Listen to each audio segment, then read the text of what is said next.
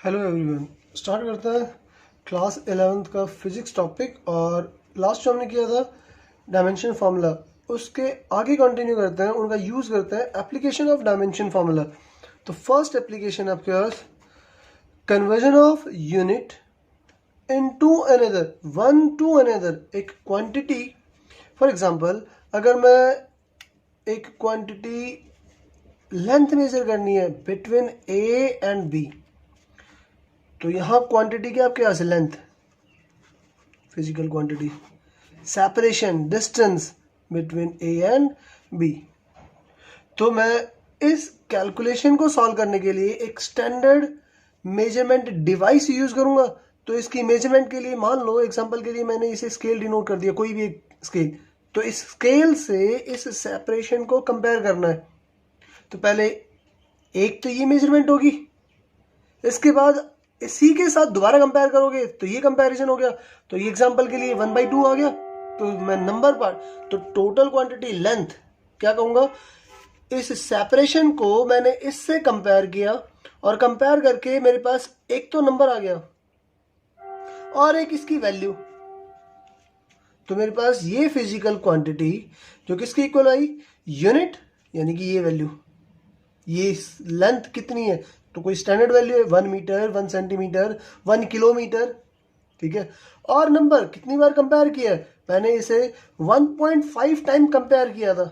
तो मेरे पास मैग्नीट्यूड हो गया और उसके कंपैरिजन मल्टीप्लाई में एक यूनिट होगी, ठीक है, क्लियर है।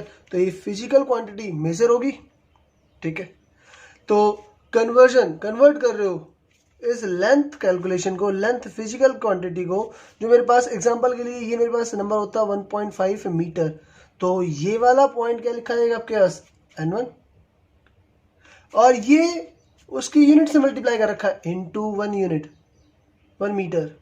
अगर यही वैल्यू मैं सेंटीमीटर में लिखूं, किसी दूसरी यूनिट के अंदर लिखूं, डिफाइन करूं, तो यही आंसर कितना है आपके पास, 1.5 इंटू 100 सेंटीमीटर।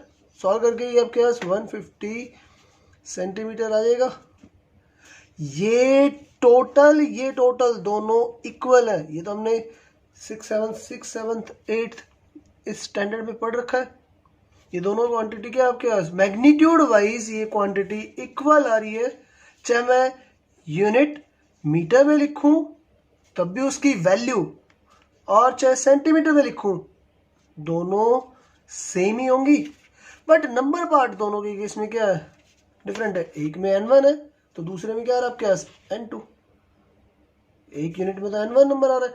तो मैं क्वांटिटी जिसको मेजर कर रहा हूं उसके लिए n इंटू यू डिफाइन कर सकता हूं, एक स्टैंडर्ड फॉर्मूला। एक यूनिट के अंदर डिफाइन करते हो तो n1 उसमें मैग्नीट्यूड होगा, यूनिट 1 कह दी। दूसरी यूनिट के अंदर मैग्नीट्यूड कुछ और आएगा n2, और उसमें यूनिट सिस्टम ऑफ यूनिट कोई और ले रखा होगा n2। बट दोनों का आंसर वैल्यू के अकॉर्डिंग इक्वल होगा।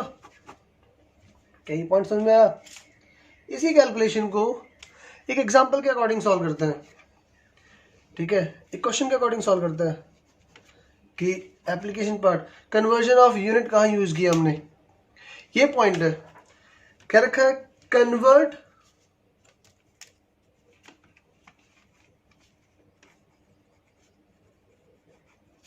वन न्यूटन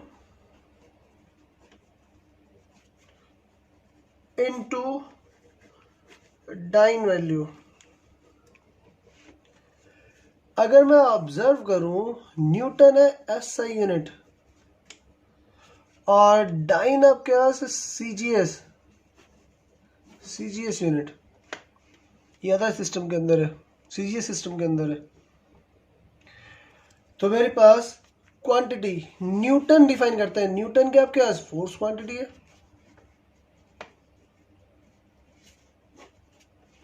ठीक है, कई पॉइंट समझे। तो इसके अंदर मुझे फोर्स का डायमेंशन पता होना चाहिए। तो फोर्स का डायमेंशन फॉर्मूला लिखूं, मास इनटू एक्सेलरेशन। सॉल्व करके आंसर क्या आएगा, mL(T⁻²), m1 L1 T⁻²। ये लास्ट टाइम हमने कर लिया था, ठीक है, उसी को यूज़ कर रहे हैं, ठीक है।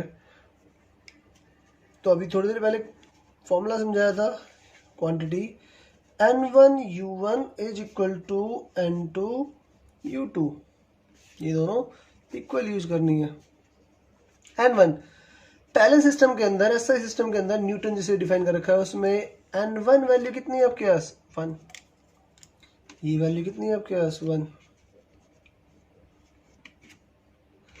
U1 SI सिस्टम के अंदर डिफाइन करना है, तो मेरे पास dimension formula U1 M1 L1 T1, तो M raised power 1 L raised power 1 T raised power -2। मास किस में मेजर होगा, किलोग्राम के अंदर। SI सिस्टम में मास की यूनिट क्या होती है, किलोग्राम, kg, ठीक है। लेंथ की यूनिट क्या होती है, मीटर। लेंथ किस में मेजर करते हो ऐसे सिस्टम में, मीटर के अंदर। टाइम किस में मेजर करते हो, सेकंड के अंदर। क्या पॉइंट समझ में आ गया, ठीक है। अब डिफाइन करते हैं N2 को। N2 नंबर कैलकुलेट करना है, 9 में उसकी वैल्यू कैलकुलेट करनी है, मैग्नीट्यूड कैलकुलेट करना है। U2 डिफाइन करो तो M2 L2 T2। M raised power कितना है 1, L रेज़्ड पावर कितना है 1, T रेज़्ड पावर कितना है -2। CGS सिस्टम में मास मेजर होता है, किसके अंदर मेजर होता है, ग्राम के अंदर। लेंथ मेजर होती है, किसके अंदर मेजर होती है, सेंटीमीटर के अंदर। और टाइम सेकंड के अंदर। एस किसको डिनोट कर रहा है, सेकंड को। क्या इस इक्वेशन में वैल्यू पुट करके एक वेरिएबल N2 कैलकुलेट कर सकते हैं, ठीक है, कैलकुलेट करते हैं।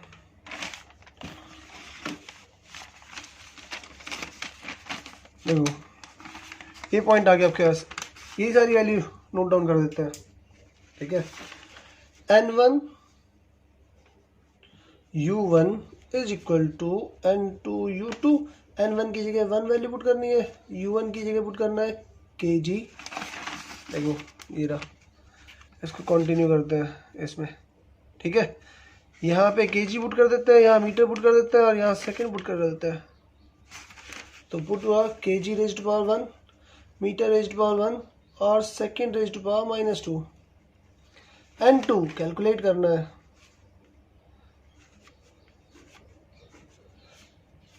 अब बात करते हैं मास की। मास किस में पुट करना है, ग्राम के अंदर, रेज़्ड पावर 1। लेंथ किस में पुट करनी है, सेंटीमीटर। और टाइम किस में पुट करना है, सेकंड रेज़्ड पावर -2, ठीक है। अब फाइनल आंसर N2 कैलकुलेट करना है। N2 इज इक्वल टू, तो ये पूरा नंबर इस तरफ डिवाइड में आ जाएगा, ये पॉइंट, ठीक है। तो 1 इंटू, तो ये पार्ट डिवाइड में लेके आऊँगा तो ये ग्राम, तो ऊपर वाली कैलकुलेशन को ग्राम में कन्वर्ट कर लेते हैं, आसान रहेगा। तो किलोग्राम को ग्राम में लिखोगे तो 1000 ग्राम। मीटर को सेंटीमीटर में कन्वर्ट करते हो तो 100 centimetre. Second as it is रहने दिया, second raised power -2 divided by ये वाली वैल्यू डिवाइड में लिख रहा हूँ, gram centimetre second raised power -2।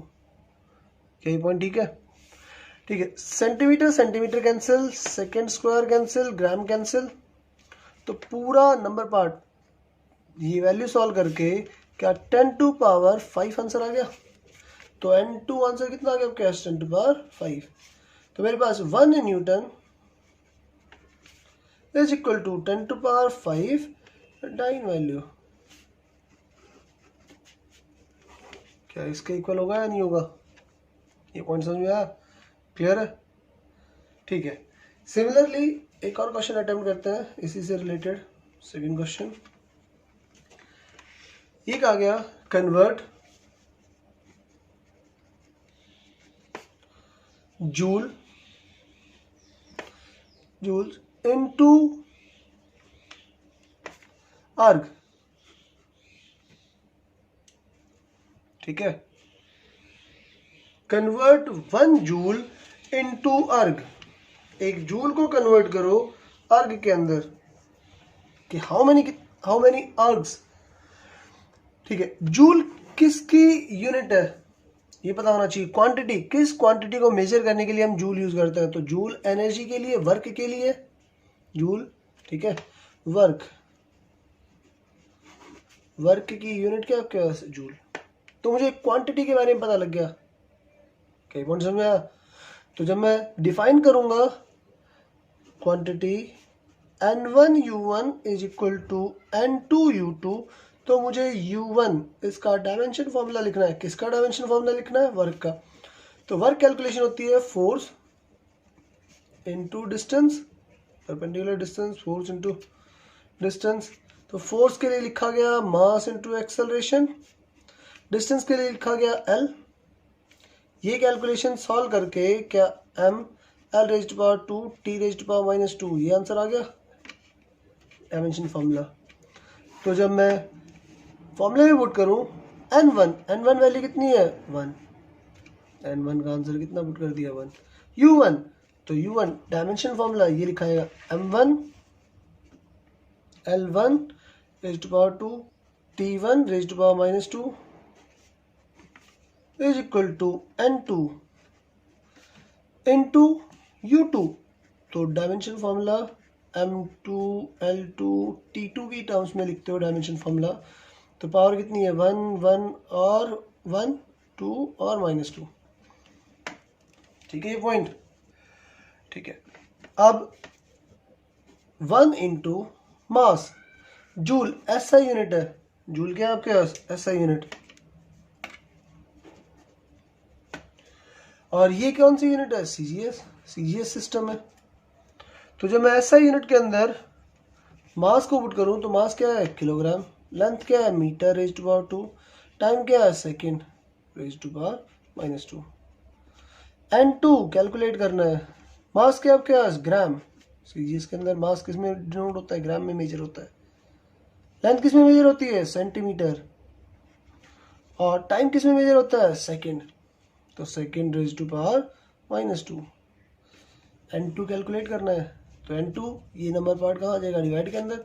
तो N2 आंसर बना आपके पास N2, किलोग्राम को ग्राम में कन्वर्ट कर लिया 1000 ग्राम। 1 तो एज इट इज लिखना चाहो तो लिख दो, वरना 1 इंटू समथिंग ही बचेगा। मीटर को कन्वर्ट कर दिया सेंटीमीटर में, तो 100 centimetre raised to power 2। Second को as it is, second raised to power -2 divided by, divide कर दिया, ये ग्राम डिवाइड में आ गया, सेंटीमीटर डिवाइड में आ गया, और सेकेंड -2 डिवाइड में लिख दिया। तो ग्राम से ग्राम कैंसिल, ये ठीक है। सेंटीमीटर स्क्वायर, तो इस सेंटीमीटर स्क्वायर से कैंसिल हो जाएगा। सेकेंड स्क्वायर, ये भी कैंसिल। तो नंबर क्या क्या बचा हुआ है? 10 टू पावर 3। ये स्क्वायर करोगे तो यहाँ पे आपके पास कितना आ गया? 10 to power 4। Final answer 10 to power 7। तो क्या मैं ये कह सकता हूँ 1 joule is equal to 10 to power 7 ergs? ये आंसर आ गया, ठीक है, क्लियर है। नेक्स्ट टाइम कंटिन्यू करते हैं इन्हीं क्वेश्चन को। Thank you.